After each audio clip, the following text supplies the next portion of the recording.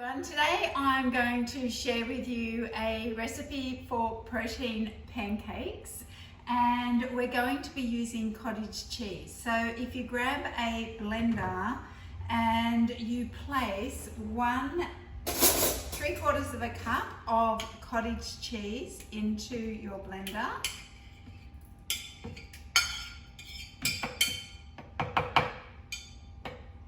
and adding into that 2 eggs and 2 egg whites.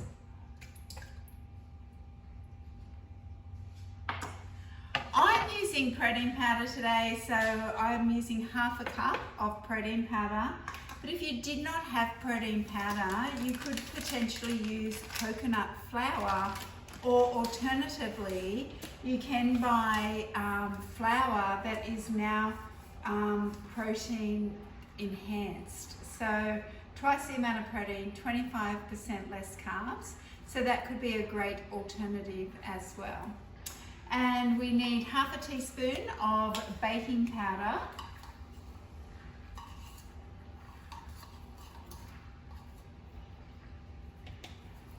And 1 teaspoon of vanilla essence. And that's it. So we just blend that up.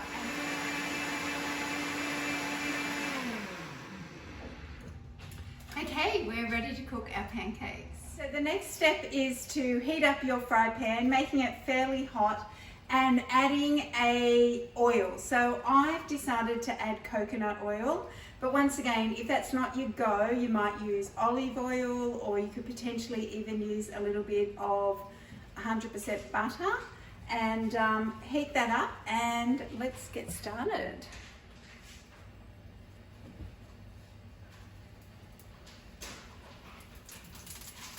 So the quantities that I've given you today are 2 servings.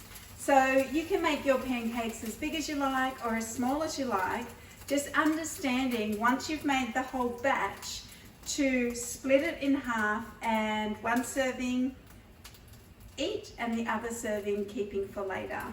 So when we're making our pancakes, just waiting for them to bubble on top, and that gives you a bit of a clue that they are ready to turn, and normally they take about 1 to 2 minutes on each side.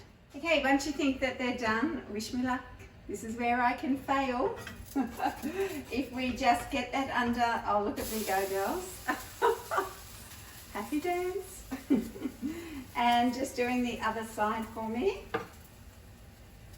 So to keep these, you can actually freeze them if you wish. I just cut up some baking paper and I separate them with baking paper. So just cooking both sides. Okay, they turned out pretty well.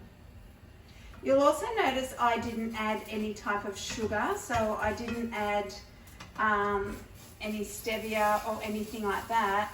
And okay, so just repeating that process. And the reason I didn't add any stevia was because I'm going to add blueberries and Greek yogurt on top, and it's sweet enough.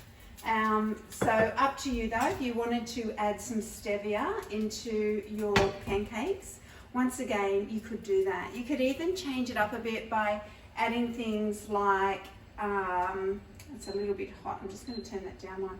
Adding things like cacao powder, or you could even potentially make yourself blueberry pancakes. So just use this as your base and just sort of play with it from here. But you can see these are really quite nice pancakes. Well, they turned out. It's a good start. All right, well, I'll keep cooking these and I'll show you at the end how they all look. Okay, girls, well, here we go. These are my pancakes. So it made about 8 pancakes. So 1 serving would be 4 pancakes. What would I have with these? I would have something like a yogurt, a YoPro yogurt, which is really high in protein again, low in sugar, and happy days. And if you wanted something sweet, you could go like sugar-free maple syrup, or I would probably do blueberries, or you could even roast some almond slithers and sprinkle those on top. So just be mindful. I'll do a nutritional panel on this, but just be mindful if you start adding things like your nuts, because they're very calorie dense. So even though they're full of good nutrition, if you are trying to lose weight, you just need to be very careful about portion control. Okay girls, have a great day and I'll see you next time.